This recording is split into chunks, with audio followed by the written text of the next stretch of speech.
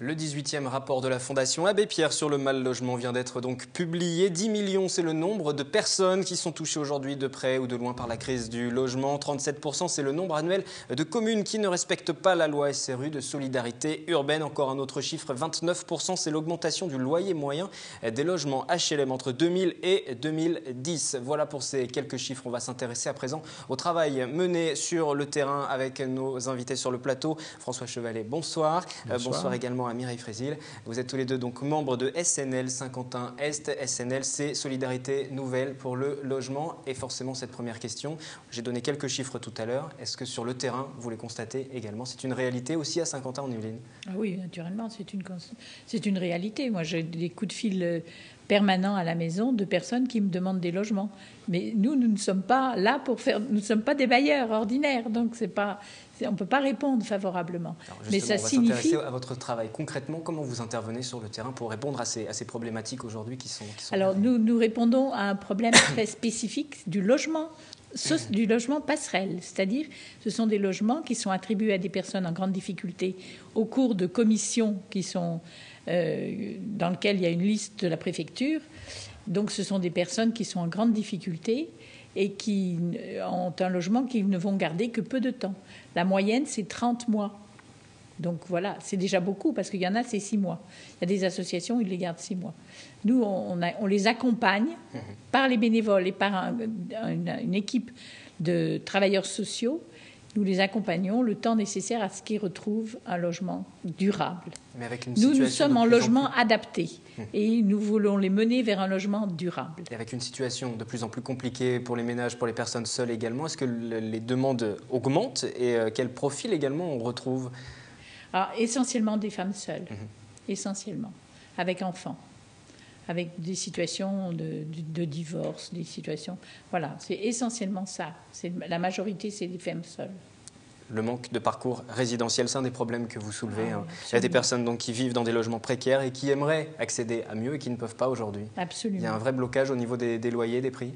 Alors, il y a un vrai blocage au niveau des loyers, naturellement. Et des garants aussi mais qui si sont vous demandés, voulez, peut-être. S'il y avait suffisamment de logements, il pourrait y avoir un parcours résidentiel qui s'organise. Or, le problème, c'est qu'il y a les logements pour les grands précaires, ceux qui ont des grandes difficultés, mais s'il y avait suffisamment de logements, ces personnes-là pourraient accéder à des logements autres et ça tirerait vers le haut. Or, on manque de logements intermédiaires.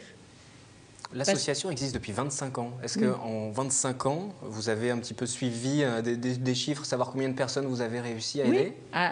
Dans les Yvelines, on a relogé 1100 personnes. Et vous savez combien de personnes vous n'avez pas réussi parce qu'il vous manquait des places aussi pour pouvoir mener votre mission, votre travail? Mais ça, on ne peut pas vous le dire parce que c'est la loi Dallot. C'est la liste de la loi Dallot. Donc, c'est pas nous qui comptabilisons ce qui ne passe pas. On va continuer à discuter donc du travail que vous menez sur le terrain. On va parler également de l'appartement que vous avez acquis. C'est à Voisins-le-Bretonneux. Mais d'abord, cette question que nous sommes allés vous poser dans les rues de Saint-Quentin, la question du jour. Avez-vous plus de difficultés à trouver un logement décent aujourd'hui? Je pense surtout que les rouages administratifs font que c'est extrêmement difficile de savoir qu'est-ce qu'il faut faire pour faire avancer les choses. Du fait que tout a augmenté, l'immobilier il est à un niveau assez élevé, ça fait que les gens ils ont du mal à se loger, bien sûr. Hein. C'est surtout une question de prix, quoi. C'est vraiment, ça devient... Nous, en ayant des 2 salaires corrects, déjà, oui, on trouve que c'est dur et c'est... je m'inquiète sur les gens qui ont des salaires, surtout au SMIC.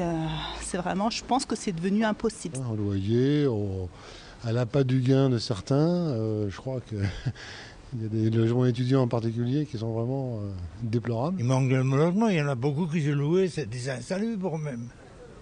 Oui, ils ne sont même pas conformes pour être logés. Et ils coûtent très cher.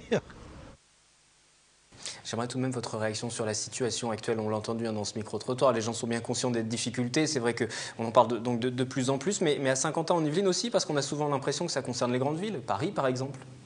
Oui, non, mais je crois que tu pourrais nous parler des subventions, des logements, justement, qui ont des difficultés à être conformes aux normes.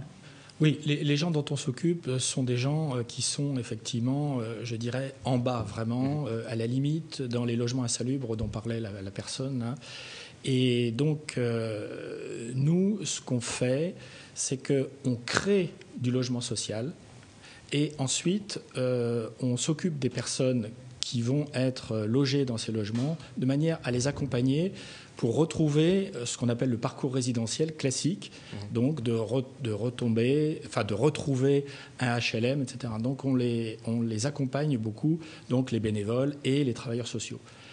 Alors, pour créer du logement social, en fait, on prend du logement privé, soit du logement insalubre, des logements qui sont effectivement, je dirais, hors circuit, entre guillemets, et on va les réhabiliter. C'est davantage dans cette opération de réhabilitation que se trouve notre vocation. On va réhabiliter ces logements de manière à pouvoir les utiliser et avoir des logements qui soient conformes aux normes et conformes aux moyens que les gens peuvent mettre pour les louer.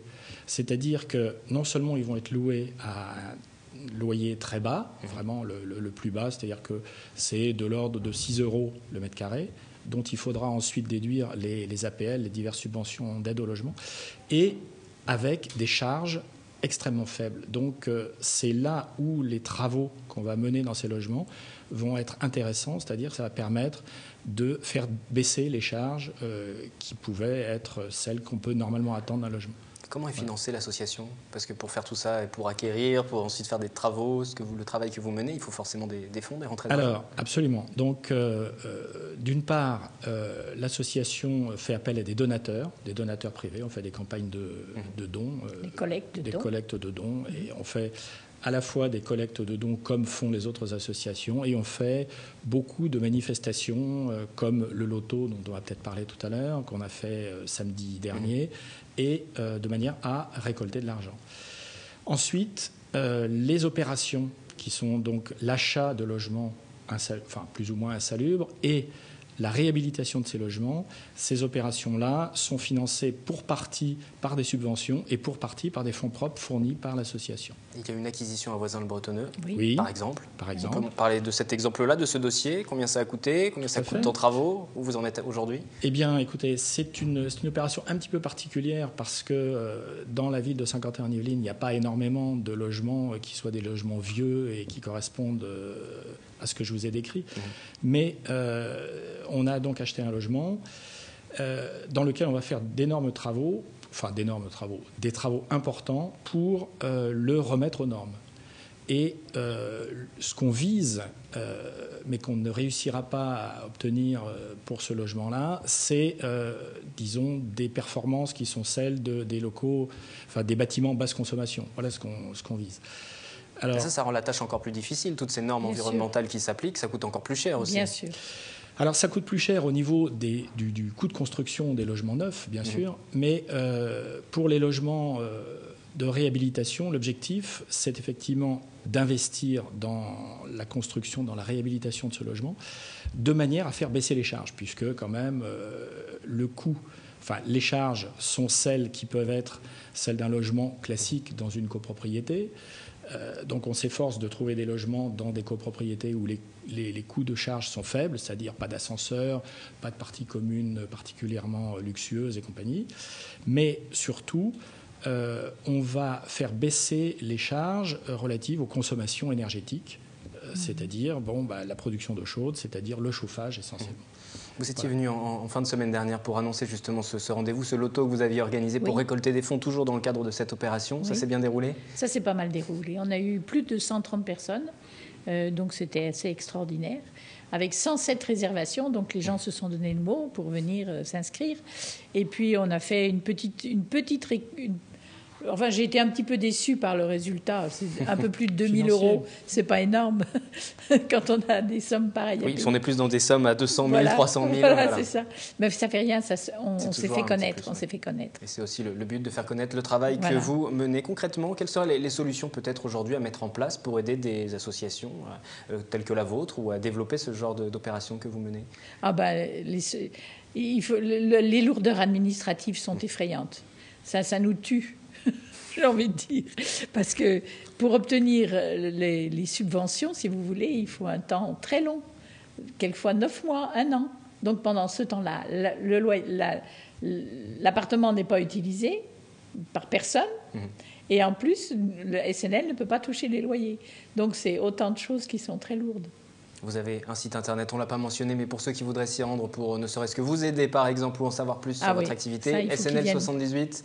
SNL 78, oui, c'est ça. .fr, voilà, c'est l'adresse qui s'est affichée à l'écran. Merci donc à tous les deux d'être venus parler de votre travail à l'occasion notamment de la remise de ce rapport de la Fondation Abbé Pierre. Je vous redonne ce chiffre, 10 millions de personnes qui sont touchées aujourd'hui de près ou de loin par cette crise du logement. La suite du 7-8 de ce lundi avec ce dispositif lancé par la CPAM des Yvelines afin de lutter notamment contre le diabète.